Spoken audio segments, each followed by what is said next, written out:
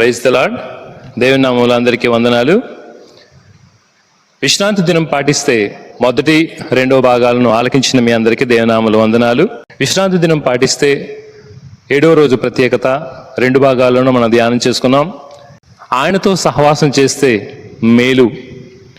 ఈరోజు ఉన్నట్టు మన జీవితాల్లో కుటుంబ భారాలతో, కుటుంబ పనులతో, బిజీ షెడ్యూల్తో జీవితం చాలా స్పీడ్గా గడుస్తుంది.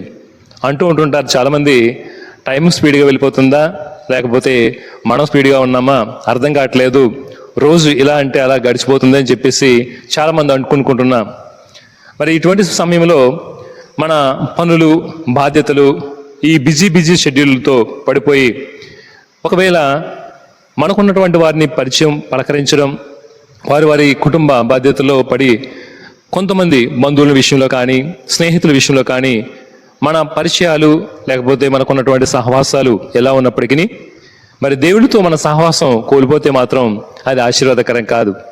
ఇంత బిజీ షెడ్యూల్లో కూడా ఎవరి పనులు వాళ్ళు ముందుకు వెళ్ళడం మంచిదే, కానీ భగవంతునితో నీ సహవాసం ఏంటి, భగవంతునితో నీకున్నటువంటి బంధుత్వం ఏంటి? ఈరోజు దేవుడు మనతో మాట్లాడబోతున్నారు. మనకున్నటువంటి పరిస్థితులను బట్టి ఈ బిజీ షెడ్యూల్లో ఎవరి ప్లానింగ్ వాళ్ళు ఇలా చేస్తే సరిపోతుంది అని తమ సొంత నిర్ణయాలతో ఆరాధనలో పాల్పంచుకుంటున్నారు. తమ సొంత నిర్ణయాల్లో ఇది పర్లేదులే, ఇలా చేస్తే బాగుంటుందని చెప్పి చాలామంది తమ ఆరాధనలు, కొంతమంది తమ సొంత ప్లాన్లతో వెళ్ళిపోతున్నారు. ఆరాధన చేస్తూ ఉన్నారు, ప్రార్థనలు చేస్తూ ఉన్నారు, పరిశుద్ధ గ్రంథాన్ని చదువుతున్నారు. కానీ తమ సొంత కొన్ని నిర్ణయాలు పరిశుద్ధ గ్రంథానికి అనువుగా ఉన్నాయా? యోబు గ్రంథం 22వ అధ్యాయం 21వ వచనం. యోబు గ్రంథం 22వ అధ్యాయము 21వ వచనం. ఆయనతో సహవాసం చేసిన ఎడల నీకు సమాధానం కలుగును, అలాగున నీకు మేలు కలుగును. ప్రార్థన చేసుకుందాం. అందరూ తల వంచండి, ప్రార్థనలో ఏకీభించుదాం. దయగల తండ్రి, సర్వోన్నతుడా, మీ పరిశుద్ధమైన నామమునకు వందనాలు, స్తోత్రాలు ప్రభువా. ఇహలోక జీవిత ప్రయాణంలో మాకున్నటువంటి కుటుంబ బాధ్యతలు కానీ ప్రభా, మేము చేస్తున్నటువంటి పనులను బట్టి కానీ ప్రభా, మేము ఎంతగా బిజీగా ఉన్నప్పటికీ ప్రభా, మీతో మేము సహవాసం చేసిన ఎడల మాకు మేలు, అలాగున మాకు సమాధానం కలుగునని ఈనాడు వాక్యము ద్వారా మాకు తెలియజేస్తున్నారు. ప్రభా, ఈ వాక్యాన్ని అర్థం చేసుకోవడానికి వింటున్నటువంటి ప్రతి బిడ్డను కూడా దీవించింది ప్రభా. ఇదిగో తండ్రి, మీరు మాతో మాట్లాడిన ప్రభా, నిలబడి ఉన్న నన్ను మరుగుపరిచి మీ మాటల ద్వారా మీలో తండ్రి ఉన్నటువంటి సంతోషాన్ని, సమాధానాన్ని, మేలును మేము పొందుకుని పరిపూర్ణమైనటువంటి యొక్క బిడ్డలుగా జీవించగలిగే భాగ్యం మా అందరికీ దయచేయమని మా ప్రభువును, రక్షకుడును యేసు ప్రభు వారి దివ్యనామమున అడిగి ప్రార్థిస్తున్నాము తండ్రి, ఆమేన్. ఒక స్కూల్లో ఒక టీచర్ గారు అన్నారట, విద్యార్థులందరినీ పిలిచి నేను 1, 2, 3 అని నెంబర్లు చెప్తాను, 3 నెంబర్లు చెప్పగానే అందరూ కలిపి ఒకేసారి చప్పట్లు కొట్టండి అని చెప్పారట టీచర్ గారు. వెంటనే వాళ్ళందరూ అలర్ట్గా ఉన్నారు. టీచర్ గారు చెప్తున్నారు 1, 2, 3 అన్నారు. అనగానే విద్యార్థులు అందరూ కలిసి చప్పట్లు కొట్టారట ఒకేసారి. కానీ ఒక బాబు మాత్రం అందరు కొట్టిన తర్వాత విడిగా ఒకసారి చప్పట్లు కొట్టాడంట. ఇదేంటి బాబు ఇలా కొట్టాడని చెప్పి అందరూ ఒకసారి బాబు వెంక చూశారు. తర్వాత సరే, ఒకవేళ రాంగ్ అర్థమైందని చెప్పి మరలా చెప్తున్నాను, నేను 1, 2, 3 అని చెప్తాను, అందరూ ఒకేసారి చప్పట్లు కొట్టాలని చెప్పి టీచర్ గారు చెప్పారట. వెంటనే మళ్ళీ టీచర్ గారు 1, 2, 3 అన్నారంతే. అందరూ కలిపి ఒకేసారి చప్పట్లు కొట్టారు ఒకే సౌండ్తో. మళ్ళీ అందరూ అయిపోయిన తర్వాత అదే బాబు మళ్ళీ విడిగా చప్పట్లు కొట్టాడంట. అప్పుడు వెంటనే టీచర్ గారు ఆ బాబు పిలిచి, అరే బాబు, ఏంటి నాయన, అందరూ కలిసి ఒకేసారి చప్పట్లు కరెక్ట్గా కొడుతున్నారు కదా, నువ్వు మాత్రం విడిగా కొడుతున్నావు ఏంటి అని అడిగారట. ఆ బాబు అన్నాడంట, లేదు టీచర్, అందరూ తేడాగా కొడుతున్నారు, నేనే కరెక్ట్గా కొడుతున్నాను అన్నాడట. మరి బాబు కరెక్ట్గా కొడుతున్నాడు లేదో మీకే తెలియాలి. ఈరోజు చాలా మంది ఇలా సొంతంగా అందరూ వేరండి, నేను స్పెషల్ అండి అనుకుంటూ ఉంటే మంచిదే, తప్పులేదు. మన కుటుంబ బాధ్యతల విషయంలో కానీ, కుటుంబాన్ని నడిపించే విషయంలో కానీ, చదువుల విషయంలో కానీ, మనకున్నటువంటి టాలెంట్ విషయంలో కానీ ఒక స్పెషల్గా ఉండడం మంచిదే. కానీ ఆరాధన విషయంలో పరిశుద్ధ గ్రంథాన్ని బట్టి మనం ముందుకు వెళ్ళాలి తప్ప మన సొంత ఆలోచనలు మాత్రం మనం వేసుకోకూడదు. మార్కు శుభవార్త 1వ అధ్యాయం 21వ వచనం. అంతటి వారు కపెర్నహూముకు వెళ్ళిరి. వెంటనే ఆయన విశ్రాంతి దినమున సమాజ మందిరంలోకి పోయి బోధించెను. ఎప్పుడండి? విశ్రాంతి దినమున ఆయన సమాజ మందిరంలోకి వెళ్ళి కపర్నాముకు వెళ్ళిన తర్వాత బోధించాను. ఇంకా చూద్దాం, మార్కు శుభవార్త 3వ అధ్యాయం 1వ వచనం. మరొక విశ్రాంతి దినమున సమాజ మందిరంలో ప్రవేశింపగా అక్కడ ఊచ చేయగలవాడు ఒకడు ఉండేను. 3వ అధ్యాయం 2వ వచనం. అచ్చట వారు ఆయన మీద నేరం మోపు వల్ల నుండి విశ్రాంతి దినమున వారిని స్వస్థపరచునేమో అని ఆయనను కనిపెట్టుచూ ఉండేది. అనగా విశ్రాంతి దినము రోజున స్వస్థత చేయకుండా ఉండడానికి కూడా ఆయన చేస్తాడేమో, నేరం మోపుదామని కూడా చూస్తుండేవారు. కానీ స్వస్థతలు ఇచ్చినా లేక దేవుని యొక్క సమాజ మందిరంలోకి వెళ్ళిన ఆయన విశ్రాంతి దినమును ఆయన పాటిస్తూ చక్కగా ఆయన సన్నిధిలోకి వెళ్తూ ఉన్నారు. మార్కు శుభవార్త 6వ అధ్యాయం 1వ వచనం. విశ్రాంతి దినం వచ్చినప్పుడు ఆయన సమాజ మందిరంలో బోధింప ఆరంభించాను. తండ్రి దేవుడు, పాటించినటువంటి దేవుడు, ఆయన విశ్రాంతి తీసుకున్నారు, పవిత్రపరిచారు, ఆశీర్వదించారు. ఆయన మానవుడిగా ఏ లోకానికి వచ్చినటువంటి యేసుక్రీస్తు ప్రభు వారు కూడా ఆయన కూడా ఏం చేస్తున్నారండి? విశ్రాంతి దినం పాటిస్తూ సమాజ మందిరంలోకి వెళ్ళి బోధిస్తూ ఉన్నారు. ఆ దేవాలయంలోకి వచ్చి, మా సంఘంలోకి వచ్చే విశ్వాసాలు చక్కగా ఎప్పుడు కూడా ఆరాధనలు మానేది కాదు. ప్రతి ఆదివారం కూడా చక్కగా వచ్చేది, ప్రార్థన, విశ్వాస ప్రార్థనలు చేయమంటే ప్రార్థన చేస్తూ ఉంటుండేది. ఆమె సడన్ గా సంవత్సరానికి ఒక 2 పర్యాయాలు 4 వారాలు పని మానేసేది. ఆ 4 ఏంటి ఆ సందర్భం అని అనగా, ఈ కోతకాలం వచ్చినప్పుడు, ఊర్పుల కాలం వచ్చినప్పుడు ఆమె ఈ వ్యవసాయ పనులకు వెళ్తూ ఉండేది. ఆ ఊర్పుల కాలం వచ్చిన వెంటనే 4 వారాలు ఉడికి కనబడేది కాదు. 4 వారాల తర్వాత వచ్చి వెంటనే చెప్పేది, ప్రభువా ప్రార్థన చేయమంటే చేసేది. చాలా గట్టి ప్రార్థన, ఎక్కువసేపు ప్రార్థన చేసేది. ఆమె, ప్రభువా తండ్రి తప్పు క్షమించండి, నీ ఆలయంలోకి రాలేకపోయాను, ఇదిగో నీ ప్రార్థనకు దూరం అయిపోయాను అని చెప్పి 4 వారాల తర్వాత వచ్చి ప్రార్థన చేసిన ఆవిడ మరలా కోతకాలం రాగానే, కోతకాలంలో కూడా మళ్ళీ 4 వారాలు, మళ్ళీ 4 వారాల తర్వాత మళ్ళీ వచ్చి చెప్పేది, ప్రభువా నా తప్పు క్షమించు ప్రభువా, ఇదిగో 4 వారాలు గుడికి రాలేకపోయాను ప్రభువా, మళ్ళీ ప్రార్థన చేసేది. తెలిసి కూడా ఈరోజు చాలా మంది ఇలా చేస్తున్నటువంటి తల్లి కానీ ఇంకా చాలా మంది పెద్దవాళ్ళు ఆరాధనలో చాలా సమయాలను పోగొట్టుకుని కొంతకాలం అయిపోయిన తర్వాత ఆ తల్లి కాదు, కొంతమంది తల్లిని, అమ్మా మీరు అప్పట్లో దేవుని యొక్క ఆరాధనలు విడిచిపెట్టారు కదా, ఎంతగానో కష్టపడ్డారు కదా, ఈ రోజు ఎంత సంపాదించారని అడిగితే వాళ్ళు చెప్తుంటుంటారు. ఆమె కాదు, చాలా మంది అడిగితే ఈరోజు వాళ్ళ యొక్క, నేను దేవునికి దూరం అయిపోయాము, కుటుంబం దేని కొరకైతే మేము కష్టపడ్డాము దాంట్లో మాకు సంతోషం, ఈరోజు బిడ్డల్లో సంతోషం కలగలేదు, మేము సంపాదనలో కానీ లేకపోతే ఇంకోటి కానీ నిజంగా ఏమీ మాకు దొరకలేదు, దేవుని యొక్క ఆరాధనలు మేము పోగొట్టుకొని సంపాదించింది కానీ లేకపోతే ఎవరి కోసం కష్టపడ్డామో కానీ ఆ ఫలితం మేము పొందలేదని చాలా మంది చెప్తూ ఉన్నారు. ప్రియ సహోదరి సహోదరులారా, నాకు తెలిసినటువంటి ఒక బాబు కూడా వివాహం జరిగేక ముందు ఎంతో చక్కగా ఆదివారాలు కానీ ఆరాధనలు జరుగుతున్నప్పుడు కానీ ప్రార్థనలు ఎక్కడ జరుగుతుంటుంటే చక్కగా పిలిస్తే చక్కగా వస్తుంటుండేవారు. వివాహం జరిగినటువంటి కొన్ని వారాలు మళ్ళీ గుడికి కనబడలేదు.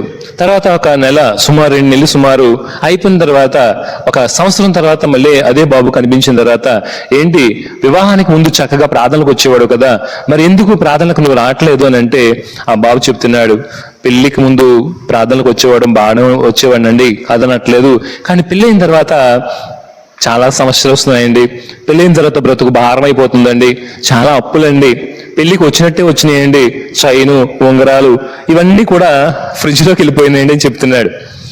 అదేంటి ఫ్రిడ్జ్లోకి ఎందుకు తెలియట్లేదండి, చాలా కష్టమైపోతుంది వివాహానికి తర్వాత అని చెప్పి.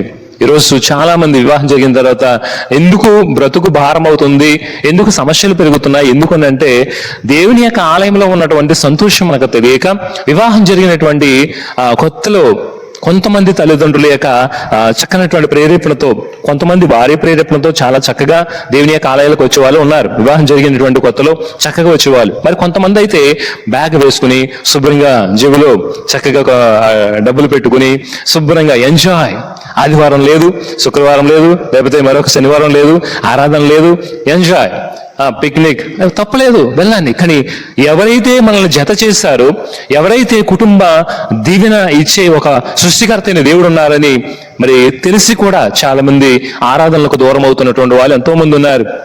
ప్రియ సహోదరి, ఆ కుటుంబాలు ఎవరైతే ఉన్నారో మీరే ఒకసారి గుర్తుపెట్టుకోండి. ఎవరైతే వివాహం జరిగిన తర్వాత వారు సమస్యలు సంతోషంతో దేవునికి దూరం అవుతున్నారో, ఆరాధనలకు దూరం అవుతున్నారో, తప్పకుండా చాలా సమస్యలు తెచ్చుకుంటారు. గ్యారంటీ వాళ్ళు తెచ్చుకున్నదండి. ఇది భగవంతుడు ఇచ్చే శిక్ష కాదు. ఎప్పుడు దేవుడు శిక్షించారు, దేవుడు మమ్మల్ని మా వైపు చూడట్లేదు, మమ్మల్ని పట్టించుకోవట్లేదు కాదండి.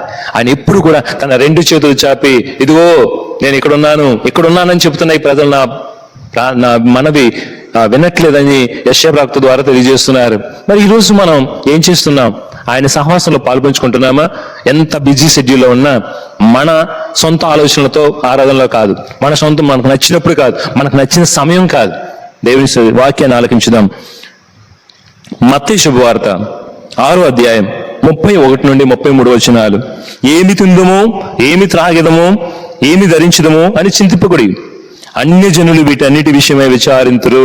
వివాహం జరిగిన తర్వాత భార్య విషయంలో, బిడ్డల విషయంలో, కుటుంబ విషయంలో నాకు కొన్ని అప్పులు ఉన్నాయండి, వాళ్ళ కుటుంబాన్ని నేను ముందుకు నడిపించాలని చెప్పేసి ఒకవేళ ఏమి తిందుమో, ఏమి త్రాగదమో, ఏమి ధరించదమో అని చెప్పి నీ సొంత ఆలోచనతో ఒకవేళ నీ ప్లాన్లు గీసుకుంటున్నావేమో, దేవుని యొక్క ఆరాధనకు దూరం అవుతున్నావేమో, అది దేవుని యొక్క ఆరాధనలో కూడా విడిచిపెట్టి నీ సొంత పనులు చేసుకుంటూ కష్టపడుతూ ఒకవేళ ముందుకెళ్తున్నావేమో, ఇది అన్య జనులు కాంక్షింతురు. ఇక్కడ చెప్తున్నారు 32వ వచనం, ఇవన్నీ మీకు కావాలని మీ పరలోక తండ్రికి తెలియను. ఎవరికండి? అవును కదా, తండ్రికి తెలియనిది ఏమైనా ఉందండి? పిల్లలుగా ఉన్నటువంటి వాళ్ళకి ఆ ఎల్కేజీలో ఏం కావాలో, ఎదుగుతున్నప్పుడు ఏం కావాలో, 5th క్లాస్లో ఏం కావాలో, 7th వచ్చిన తర్వాత వాళ్ళకి ప్యాంట్లు కావాలో, 6thలోనే ప్యాంట్లు వేసుకుంటున్నారు అనుకోండి, వాళ్ళకి ప్యాంట్లు ఎప్పుడు కావాలో, వాళ్ళకి కాంపాక్స్ బాక్స్ ఎప్పుడు కావాలో, బ్యాగులు ఎటువంటివి కావాలో, డ్రెస్సులు ఎటువంటివి కావాలో, వాళ్ళకి ఫీజులు ఎప్పుడు ఎలా కట్టాలో తల్లిదండ్రులకు తెలియదండి. వాళ్ళు సంపాదించుకోవాలా? ఇక్కడ చెప్తున్నారు ఇవన్నీ మీకు కావాలని పరలోక తండ్రికి తెలియను. కాబట్టి మనం ఏం చేయాలట? 33వ వచనం, కాబట్టి ఆయన రాజ్యమును నీతిని మొదటి వెతుకుడి, అవన్నీ మీకు తర్వాత అనుగ్రహించబడును.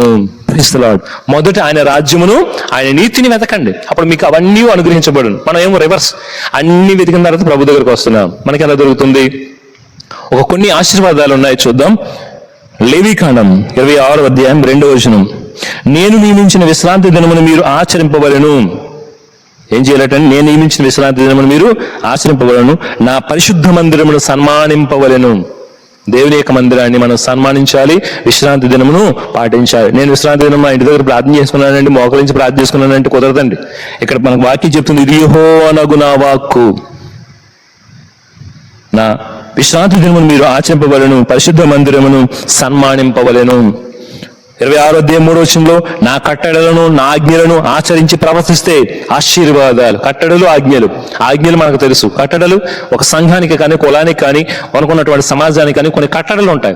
ఈ కట్టడలు నువ్వు పెళ్లి చేసుకున్న తర్వాత కానీ, లేకపోతే వివాహం జరిగిన తర్వాత కానీ, ఒక కుటుంబ బాధ్యతగా వచ్చిన తర్వాత సంఘానికి సంబంధించినటువంటి కట్టడలు కూడా మనం పాటించాలి. లేదంటే నేను ఇలాగే ఉంటాను, నా సొంత ప్లాన్లు వేరంటే కుదరదండి.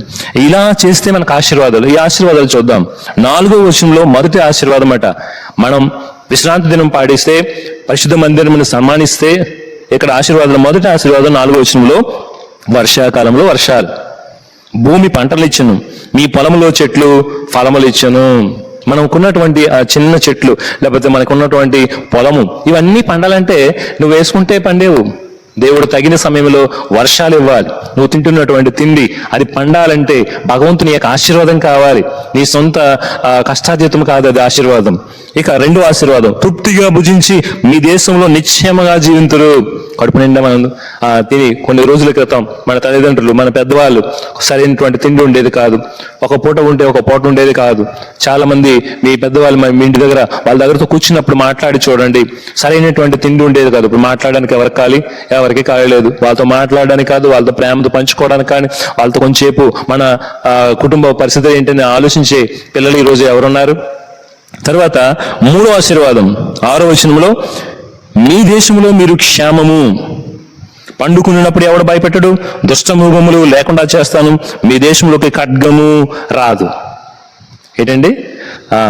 క్షేమం, మీ పండుకున్నప్పుడు ఎవ్వరు మిమ్మల్ని భయపెట్టరు. దేవుని యొక్క ఆశీర్వాదాలు. ఇక 4వ ఆశీర్వాదం 7వ వచనంలో, మీ శత్రువులను మీరు తరుముదురు, వారు మీ ఎదుట ఖడ్గము చేత పడుదురు. మన శత్రువులు, మనం ఫైటింగ్ చేయడం కాదండి, శత్రువులతో, లేకపోతే లేకపోతే మనకు ఒకవేళ మన మీద తెలియనటువంటి రీతిగా సమస్యలు తీసుకున్న వారితో మనం గొడవ పెట్టుకోవడం ఏంటండి?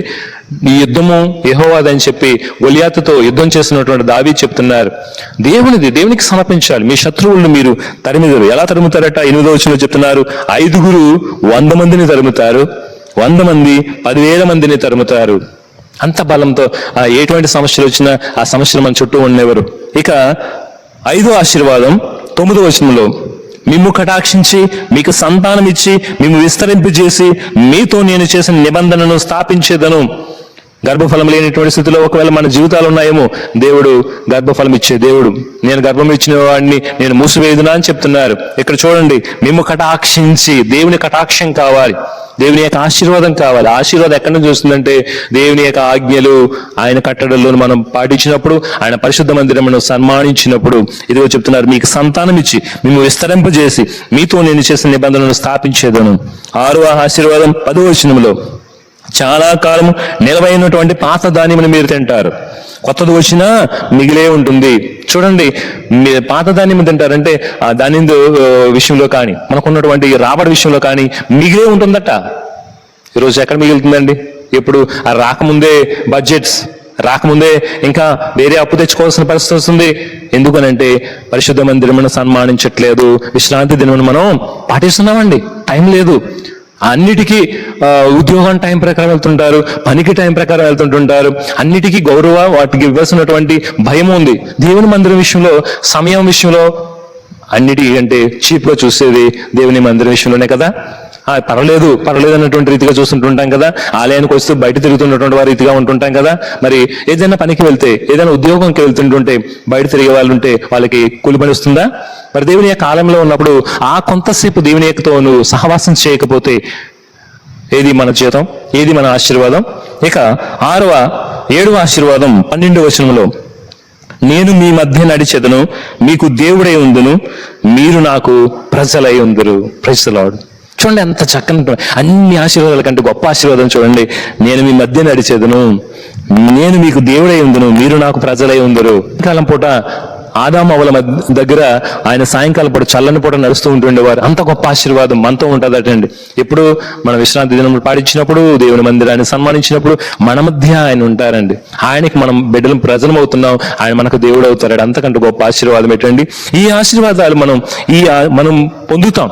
ఎందుకనగా సమూయేలు మొదటి గ్రంథం 2వ అధ్యాయం 30వ వచనం, నన్ను గణపరచు వారిని నేను గణపరుస్తాను, నన్ను సన్మానించే వారిని నేను సన్మానిస్తాను.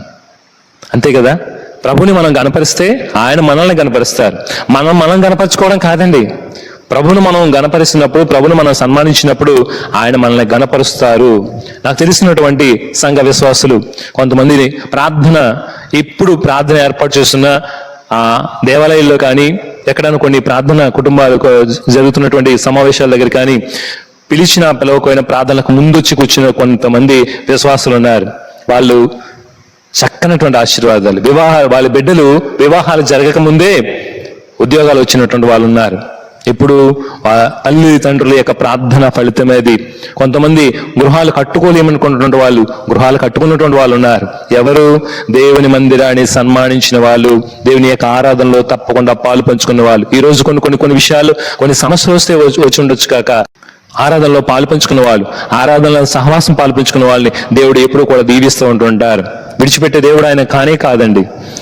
కాబట్టి దేవుని యొక్క మందిరాన్ని మనం సన్మానించాలి, ఆయన ఆరాధనలో పాలు పంచుకోవాలి. కొంతమంది రివర్స్గా ఎప్పుడు పుట్టినరోజు ఫంక్షన్ ఎప్పుడమ్మా, లేకపోతే కొంతమంది పుష్పవతి ఫంక్షన్ చేస్తుంటుంటారు, కొంతమంది కొన్ని కార్యాలు తలపెడుతుంటుంటారు. ఎప్పుడు అంటే అందరికీ ఖాళీ ఆదివారం పెట్టండి, ఆరాధనలు పోయినా పర్లేదు. లేకపోతే కొంతమంది చుట్టాలు, బంధువులు ఆ ఆరాధనలు పోగొట్టుకున్నా పర్లేదు, మనకు మాత్రం ఆదివారం కావాలని కొంతమంది ఆలోచించే వాళ్ళు కొంతమంది ఉంటున్నారు. గమనించండి, అలా చేసిన వాళ్ళ ఇంటిలో, అలా చేసిన వాళ్ళ యొక్క గృహాల్లో ఎప్పుడైతే ఆరాధన పోగొడుతున్నామో ఆశీర్వాదాలు పొందిన వాళ్ళు ఉన్నారండి. గమనించండి, ఆ సేవకుడు చెప్పినటువంటి విధానం బట్టి మనం పలానా సమయంలో మనం చేయవలసినటువంటి ఫంక్షన్ చేస్తే అది దీవించబడతాం దేవుని ద్వారా. యేసుప్రభు వారు పాటించిన విశ్రాంతి తరువాత ఆయన శిష్యులు కూడా, అపోస్తులు కూడా ఆయన దేవునితో సహవాసం చేశారు. అపోస్తుల కార్యములు 2వ అధ్యాయం 41వ వచనం, వీరు అపోస్తుల బోధ యందును, సహవాసం యందును, రొట్టె విరుచుటి యందును, ప్రార్థించుటి యందును ఎడతెగక ఉండిరి. అంతేకాదు అపోస్తులు కూడా ఆ సహవాసం యందును, రొట్టె విరుచుటి యందును, ప్రార్థించుటి యందును, బోధ యందును వారు ఎడతెగక ఉండిరి. మరి ఈరోజు నీవు ఆయన సహవాసంలో ఎడతెగక ఉంటున్నావా? అపోస్తుల కార్యములు 13వ అధ్యాయం 14వ వచనం. అప్పుడు వారు పెర్గే నుండి బయలుదేరి పిసిదియాలో ఉన్న అంతియోకునకు వచ్చి విశ్రాంతి దినమందు సమాజ మందిరంలోనికి వెళ్లి కూర్చుండిరి. ఏం చేశారట? విశ్రాంతి దినం వచ్చినప్పుడు అపోస్తులు పలానా ప్రయాణాలు చేస్తున్నప్పుడు వారి పక్కన ఎక్కడైతే సమాజ మందిరం ఉందో అక్కడికి వెళ్ళి కూర్చుంటుండే వారు. ఈరోజు మనం చాలా గొప్ప వాళ్ళం కదా, మరి ప్రభు అయినటువంటి యేసుక్రీస్తు ప్రభు వారి కంటే గొప్ప వాళ్ళం, మనం అపోస్తుల కంటే గొప్ప వాళ్ళం. కాబట్టి మనం ప్రయాణం చేస్తున్నప్పుడు, ఊరు వెళ్తున్నప్పుడు ఆ రోజు ఎగ్గొట్టచ్చు, ఆ రోజు ప్రార్థనకి వెళ్ళవసరం లేదు, పక్కన ప్రార్థన జరుగుతున్నా. చూడండి ఇంకా 13వ అధ్యాయం 42వ వచనం. వారు సమాజ మందిరంలో నుంచి వెలుచుండగా ఈ మాటలను మరుసటి విశ్రాంతి దినమున తమతో చెప్పవాలని వేడుకునేది. వాళ్ళు ఆ సమాజ మందిరంలోకి వెళ్ళిన తర్వాత వాళ్ళు చెప్పినటువంటి మాటలు ఆలకించి మరుసటి విశ్రాంతి దినం రోజున కూడా మీరు చెప్పండి అంటే 44వ వచనం. మరుసటి విశ్రాంతి దినం దాదాపు ఆ పట్టణమంతయు దేవుని వాక్కును వినుటకు కూడి వచ్చిరి. మరలా మరుసటి విశ్రాంతి దినంలో అపోస్తుల కార్యములు 16వ అధ్యాయం 13వ వచనం. విశ్రాంతి దినమున గవిని దాటి నదీ తీరమున ప్రార్థన జరుగుననుకుని అక్కడికి వచ్చి కూర్చుండి కూడి వచ్చిన స్త్రీలతో మాట్లాడుచుంటేమి. చూసారా, అక్కడ ఒక ప్రార్థన జరుగుతుందేమో అని అనుకున్నట వాళ్ళు అక్కడికి వెళ్ళి అక్కడ ఉన్నటువంటి స్త్రీలతో కూర్చుని అక్కడ మాట్లాడారట అపోస్తులు. మనం ఎక్కడికైనా ఏ కారణం చేత మనం వెళ్తే అక్కడ మీటింగ్ వేసుకుని వేరే రకరకాలమైనటువంటి మీటింగ్లో పాల్పంచుకుంటాం, కానీ ప్రార్థన జరుగుతుంటే మాత్రం వెళ్ళమండి. మరి సహోదరుడా, ప్రభువు నమ్ముకున్నటువంటి నీతోనే మాట్లాడుతున్నా, దేవుని యొక్క వాక్యం మాట్లాడుతుంది. నువ్వు ఎన్ని ఆరాధనలు పోగొట్టుకుంటున్నావు, ఎన్ని సహవాసాలు పోగొట్టుకుంటున్నావు. అపోస్తుల కంటే మనం గొప్పవారమా? దేవుని యొక్క వాక్యం మనకు అర్థం కావట్లేదా? ఆదివారం దేవుని యొక్క సహవాసం, లేకపోతే కొంతమంది శనివారము, కొంతమంది కొన్ని ఆరాధనలో జరుగుతున్నప్పుడు, మనకు వెళ్తున్నటువంటి ప్రయాణాల నిమిత్తం వెళ్తున్నప్పుడు కూడా అపోస్తులు అక్కడ ఎక్కడ ఆరాధన జరిగితే ఆరాధనలో పాల్పంచుకుంటుంటే వారు. ఈరోజు కొంతమందికి కొన్ని ప్రార్థనా మందిరాలు అలవాటు, మంచిదే. ఏ కారణం చేత అక్కడికి వెళ్ళకపోతే పక్కన దానికి అనుసంధానమైనటువంటి ప్రార్థనా మందిరాలు కూడా పాల్పంచుకోవచ్చు. కానీ మొత్తం ఆరాధనను విడిచిపెడతామేమో, కానీ అక్కడ కూడా వెళ్ళాం. ఏంటండి మన యొక్క ఆరాధన? మనకు ఒకవేళ మనం పట్టించుకోవాలా, లేకపోతే ప్రభువుని ఆరాధిస్తున్నాం అన్నటువంటి ఆలోచన మనకు తెలియట్లేదా? దేవుని యొక్క వాక్యాన్ని ఆలకించుదాం. చూడండి ఇంకా 17వ అధ్యాయం 1వ వచనం. వారు అంపిపొలి అపోల్లోనియా పట్టణముల మీదుగా తెస్సలోనియాకు వచ్చిరి. అక్కడ యూదుల సమాజ మందిరం ఒకటి ఉండేను. 17వ అధ్యాయం 2వ వచనం ఒకసారి జాగ్రత్తగా ఆలకించండి. కనుక పౌలు తన వాడుకు చెప్పిన సమాజం వారి యొద్దకు వెళ్ళి క్రీస్తు శ్రమ పడి మృతులో నుండి లేచుట ఆవశ్యకమనియు, నేను మీకు ప్రచారము చేయి యేసే క్రీస్తు అయి ఉన్నాడని లేఖనముల నుండి దృష్టాంతములను ఎత్తి విప్పి చెప్పుచు వారితో 3 విశ్రాంతి దినములు తరికించి ఉండెను. పౌలు తన వాడుకు చెప్పిన, తన అలవాటు చెప్పిన. మన అలవాటు ఏంటండి? మనల్ని పట్టించుకుంటూ వెళ్తాం, లేకపోతే మమ్మల్ని పట్టించుకుంటలేదండి, అసలు మా సేవకుడు మమ్మల్ని పట్టించుకుంటలేదు, మేము వెళ్ళిన ఒకటి వెళ్ళకపోయినా ఒకటే కాదండి. వాళ్ళ కోసం కదా మన ఆరాధన. భగవంతునితో మన యొక్క ఆరాధనలో పాల్పంచుకోవాలి, భగవంతునితో మమేకం అవ్వాలి. ఆరాధనలో ఉన్నటువంటి ముఖ్య భాగాన్ని మనం పోగొట్టుకుంటున్నాం. ఇంటి దగ్గర కూర్చుని ఉంటున్నాం కదా, నేను ఈరోజు ఈ రీతిగా దీవించబడ్డావు కాబట్టి నేనే కరెక్ట్ అని అనుకోవద్దు, నేను స్పెషల్ అనుకోవద్దు. నేను ముందుగా చెప్తాను, కరెక్ట్ అనుకోవడం మంచిదే, స్పెషల్ అనుకోవడం మంచిదే, కానీ దేవుని యొక్క ఆరాధన విషయంలో కాదు. వాక్య ప్రకారం ఆలోచిస్తే మన జీవితాల్లో మన సొంత ప్రార్థనలు చేసుకుంటే దేవుడు ఆలకిస్తారు. ఒంటరిగా చేసిన ప్రార్థన నువ్వు వెళ్ళి తలుపులు మూసుకుని ప్రార్థన చేయి, వింటారు. కుటుంబ ప్రార్థన దేవుడు ఆలకిస్తారు. కానీ సహవాసం అనేది ఉండాలని దేవుని వాక్యమే మనకు తెలియజేస్తుంది. సహవాసం ఉండాలని తెలియజేస్తుంది. మనకు తెలుసు, తోమా శిష్యులలో 12 మంది శిష్యుల్లో ఒకరు తోమా గారు. యేసుప్రభు వారు మరణించి తిరిగి లేచిన తర్వాత వాళ్ళందరూ ఒక మేడ గదులు తలుపులు వేసుకుని గెడ వేసుకుని యూదుల భయముతో ఉంటే వాళ్ళందరూ ఒక చోట ఉన్నప్పుడు ప్రభు వచ్చి వారికి దర్శనం ఇచ్చారు. అదేంటి? ఆ సమయంలో తోమా అనే శిష్యుడు లేడని ప్రభువుకు తెలియదా? మరి తోమా ఉన్నప్పుడే రావచ్చు కదా. తోమా లేరు, కానీ మిగతా శిష్యులు అందరూ ఉన్నారు. వాళ్ళ దగ్గరికి వెళ్ళారు. ఇదిగో భయపడకుడి, మీకు శాంతి కలుగును గాక అని చెప్పారు. మరలా ఇంకొక వారం తర్వాత మళ్ళీ ప్రభు వచ్చారు. ప్రభు వచ్చి, తోమా నువ్వు అనుమానంతో ఉన్నావు, రా ఇదిగో అని చెప్పి వాళ్ళందరికీ మళ్ళా దర్శనం ఇచ్చి ఇదిగో దేవుని యొక్క దర్శనాన్ని చూపిస్తున్నారు. అదేంటి? మరి విడిగా ఇక్కడ ఎంతమందికి ఆయన దర్శనం చెప్పిన తర్వాత వేరే విడిగా ఉన్నప్పుడు తోమా నువ్వు వాళ్ళతో లేవు కదా, నీకు దర్శనం ఇవ్వడానికి వచ్చిందని చెప్పొచ్చు కదా. లేదు, మరలా విడిగా ఉన్నప్పుడు ఆయనకు దర్శనం లేదు, మరలా వాళ్ళతో ఉన్నప్పుడే మళ్ళీ దర్శనం వచ్చింది. ఈ దృష్టాంతం మనకు ఎందుకు జరుగుతుందంటే మన సహవాసంలో ఉన్నటువంటి గొప్ప దర్శనం దేవుడు మనకిస్తారని మాత్రమే తెలియజేస్తుంది. కాబట్టి ప్రియ సహోదరి సహోదరులారా, నా సొంత ఆలోచన కాదు, దేవుని యొక్క వాక్యాన్ని బట్టి మనం ముందుకు వెళ్ళాలి. నేను స్పెషల్ అనుకుంటే ఒకసారి ఇటుకలు తయారు చేస్తున్నప్పుడు బట్టి దగ్గర పనిచేస్తున్న వారు ఇటుకలు తయారు చేస్తున్నారట. ఇటుక తయారు చేసి కింద పెట్టగానే ఒకటి కొంచెం సాగింది. తీసేసిన తర్వాత ఆ సాగినటువంటి ఇటుకని ఇంకా అలా ఉంచేశాడు. ఉంటే ఉన్నాయని చెప్పి ఈ సాగిన అంటే కొంచెం పొడవైనటువంటి ఇటుక అలాగే అది ఇంటి ఎక్కడికి చేరాలో తయారైపోయిన తర్వాత వెళ్ళింది. ఆ గోడలో పెట్టి కడుతున్నప్పుడు మేస్త్రికి ఒక ఇటుక బయటకు వచ్చింది, కొంచెం కొస వచ్చి రాగానే ఆ పక్క కానీ తక్కువైందేమో దీన్ని ఇలా కొట్టాడు. ఆయన వెళ్ళట్లేదు, నేను స్పెషల్ అండి అంటుంది. అప్పుడు వెంటనే అన్నిటికీ సమానంగా ఉన్న ఈ ఒక్క ఇటుక కూడా స్పెషల్గా ఉందని విడిచిపెట్టలేదండి. వెంటనే బయటికి తీసి తాపి ఇసుకుని ఒక దెబ్బ కొట్టి మొక్కెర కొట్టి దాని లోపల తోసాడు. ఏమైంది? నేను స్పెషల్ అన్నదానికి కొన్ని విషయాలు స్పెషల్ పర్వాలేదు, కానీ దేవుని యొక్క విషయాలు, దేవుని యొక్క ఆరాధన విషయంలో మనందరం కూడా సమానమే. హెబ్రీయులకు రాసిన పత్రిక 10వ అధ్యాయం 24వ వచనం, కొందరు మానుకున్నట్లుగా సమాజంగా కూడుట మానక ఒకరినొకరు హెచ్చరించుకొనుచు. ఏంటంటే హెచ్చరించుకోవాలట. కొంతమంది సమాజ మందిరంలో కూడడం, సమాజ మందిరంలో సహవాసాలు కొంతమంది మానేస్తున్నారు. వాళ్ళకి మిగతా వాళ్ళు మనం ఏం చేయాలట? హెచ్చరించాలి. హెచ్చరిస్తే వినేవాళ్ళు బయట ఉండట్లేదు. వాళ్ళకి తగినటువంటి సమాధానం చెప్పడానికి మళ్ళీ తిరిగి సమాధానం చెప్తున్నారు తప్ప వినట్లేదు. కానీ దేవుని యొక్క వాక్యాన్ని ఒకసారి ప్రియ సహోదరు, ఈరోజు దేవుడు నీతో మాట్లాడుతూ ఉంటే దయచేసి ఆలకించు. ఇక్కడ 25వ వచనంలో చెప్తున్నాడు, ఆ దినము మీరు చూచిన కొలది మరి ఎక్కువగా అలాగ చేయొచ్చు. ఏం చేయాలటండి?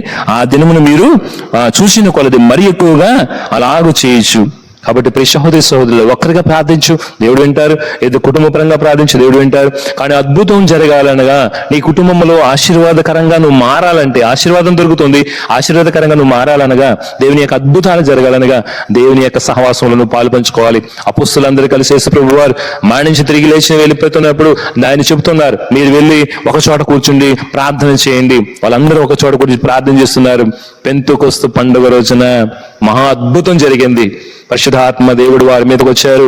వారందరూ కూడా పామరులు, పండితులుగా, అప్పటి వరకు యూదులు భయించే ఓడు తలుపులు మూసుకున్నటువంటి వాళ్ళు ఒక్కసారిగా వాళ్ళు దేవుని మహిమపరుస్తూ స్తుతిస్తూ అనేక వాళ్ళ భాషలతో దేవుని మహిమపరుస్తూ ఉన్నారు, దేవుని ఘనపరుస్తూ ఉన్నారు, దేవునికి సాక్షులుగా జీవించారు.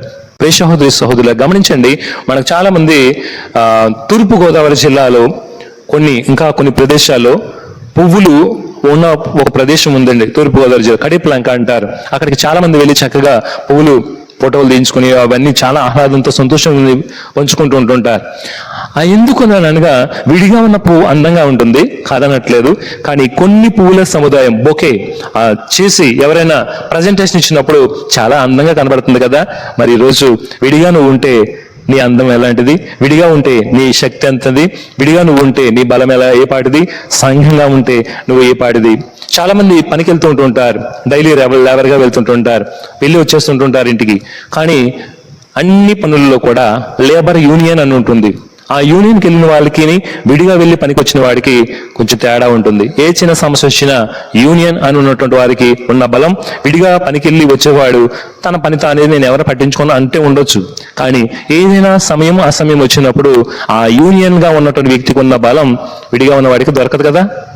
అదే రీతిగా ఏదైనా ఒకవేళ బ్యాంకులో నువ్వు లోన్ తెచ్చుకోవాలంటే నీ పర్సనల్ లోన్ ఎలా ఉంటుంది, అదే రీతిగా గ్రూప్ లోన్ అంటే డ్వాక్రాలు కానీ, లేకపోతే రైతు సంఘాలు కానీ, లేకపోతే మన కొన్ని ప్లేసులలో 10 మందికి ఒక యూనిటీగా పెట్టి గ్రూపులు ఇస్తుంటుంటారు. మరి గ్రూపులకి ఇచ్చే లోన్ ఎక్కువ ఇస్తారా, సింగిల్ గా ఉన్నటువంటి పర్సన్కి విడిగా మనకి లోన్ ఎక్కువ ఇస్తుంటుంటారా? మనకు తెలుసు కదా. మరి ఇన్ని తెలిసినటువంటి నీవు దేవుని సమాజంలోకి వెళ్ళి సమాజ మందిరంలో సహవాసముతో ప్రార్థిస్తే దేవుడు నీకు మేలు కలుగజేస్తాడు.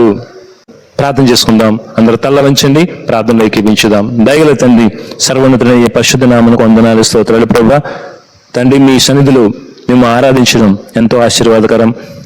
ఒకరిగా ప్రార్థిస్తే మీరు అంగీకరిస్తారు, కుటుంబం కలిసి ప్రార్థిస్తే మీరు దీవిస్తున్నారు. కానీ ప్రభా, అపోస్తులు సహవాసం ఎందును, ప్రార్థించుట ఎందును, రొట్టె విరుచుట ఎందును, వారి బోధ ఎందును ఎడతెగక ఉంటూ ప్రభా మీకు సాక్షులుగా ఏ రీతిగా నిలబడ్డారు. మా జీవితాలు కూడా సొంత ఆలోచనతో, సొంతమైనటువంటి ప్రణాళికతో ఉన్నటువంటి పనులు లేక ప్రభా మరి పరిస్థితులను బట్టి కొన్ని సొంతంగా ఆలోచనలతో మీ ఆరాధనలు మేము పోగొట్టుకుంటున్నామేమో. ఈరోజు మరి మీరు మాతో మాట్లాడారు ప్రభా, మాలో ఉన్నటువంటి లోటుపాట్లను తెలియజేశారు. ఒకవేళ ఈనాడు ఈ వాక్యం ఆలకించబోతున్నటువంటి ప్రియ బిడ్డలందరినీ మీరు ఆశీర్వదించండి ప్రభా.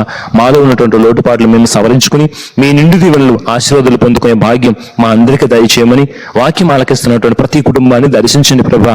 ఇదిగో తండ్రి, మేము ఆరాధనల విషయంలో కానీ ప్రభా, సహవాసముల విషయంలో కానీ కొందరు మానుకున్నట్లుగా మేము ఒకవేళ మానుతూ ఉంటే ఈ సమయంలో ప్రభా హెచ్చరించి మీ వాక్యము వారిని దీవించండి ప్రభా. వారితో మాట్లాడిన తండ్రి, మీరు అక్కడ సమయం బట్టి ప్రభా చక్కనటువంటి విశ్వాసములు ఎదిగే భాగ్యం ప్రతి ఒక్కరికి దయచేయమని ఆశీర్వదించమని మా ప్రభును రక్షకుడును యేసు ప్రభా దివ్యనామమున అడిగి ప్రార్థిస్తున్నాము తండ్రి, ఆమేన్. సర్వోన్నతుడైన దేవుడు మనందరినీ ఆశీర్వదించి దీవించి కాచి కాపాడుదురుగాక, ఆమేన్. అందరికి కూడా వందనాలు.